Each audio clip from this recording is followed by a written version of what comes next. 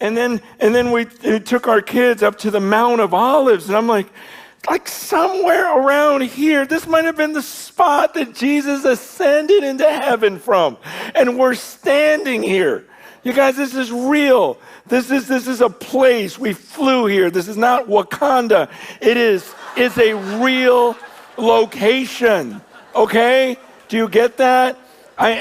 And we're looking down at Jerusalem. I'm like, there's Jerusalem. Look, I'm standing on the Mount of Olives. This is where the great procession, the triumphal entry, Lazarus would have walked down with him. Everyone screaming. But that's not the only thing. This is the same place where Abraham went to sacrifice Isaac. This is the same place that David, we were just at his house. We walked in David's house. This is where Solomon built the temple. This is where Christ was crucified. This is where Christ ascended into heaven. And one day he says he's going to come down back onto this piece of land. And I go, and this book, this is 6,000 years of history. And they have taught all the same things and the same truths. We touch it. We feel it. Then suddenly one of your buddies at school has a feeling, an opinion, a new way of thinking, and you're going to follow her? And you're going to ditch 6,000 years of history that you can touch and all these poetic, beautiful things. You were in the Jordan River with me just a little bit ago. But your friend is thinking differently. And so you're going to follow him? And just looking at my kids going, do you get it? Why I attach myself to 6,000 years of history rather than your buddy? And I go, I don't care if everyone on earth right now believes something different. You're talking about the most depressed generation in the history of mankind, and you're going to say, 6,000 years of biblical teaching and what God says in his word, it's wrong because we came up with something new. You guys are growing up in a generation where everyone wants to come up with the new TikTok video, the awesome tweet, the quick little video, something new. And they'll look at what we're teaching here and go, you're going to listen to those ancient? Yes, I am.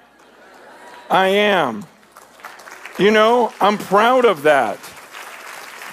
Not ashamed of his word. Yes, it's ancient. That's why. I'm not going to go with something you just thought of. And I read this passage because I just noticed this the other week. I love it. Psalm 81. Okay, look at this. Look at this. Psalm 81, verse 10. I am the Lord your God, who brought you up out of the land of Egypt. Open your mouth wide and I will fill it. But my people did not listen to my voice. Israel would not submit to me, so I gave them over to their stubborn hearts to follow their own counsels. Do you see what God's saying there? He goes, I said some things. Now remember, I said, let there be light. And then boom, light was created. That's what my word does. It has power. But the people didn't want to listen to my word. So I judged them by giving them over to their own desires, and I made them listen to each other's counsels. That's the judgment of God. It's the judgment of God for you to go, what did that person tweet? You actually care? Think about this. This is the judgment of God. If you really think about it, does it make sense when you go, well, he shoots a basketball very accurately, so I want to hear what he has to say. Think about that for a second. She has great plastic surgery. So what's her view? Don't you understand that's a judgment of God, that you would just go, yeah, that matters to me. It matters to me what he says. I don't care what the God who said, let there be light. I don't care what comes out of his mouth. I want to know what comes out of her mouth. I want to see what he says.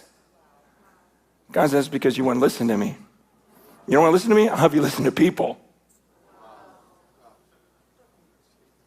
You guys, we need a generation that fears the word of God,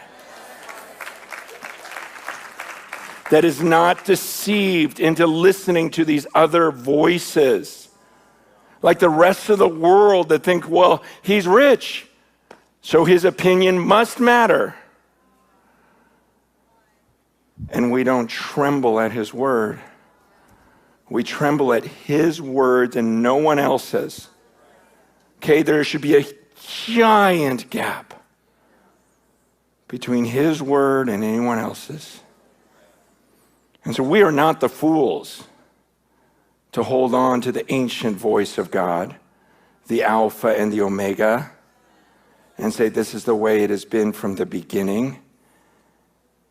And I know you came up with a nice new thought and convinced some people, and maybe you're right. Maybe you're just more brilliant than everyone else, but I'm not going to bet on you. This is what God said. And our job is to pass this on to the next generation and go, now you hold on to this. Don't you be the one that drops it and you write your own book. Okay? We're passing this to you.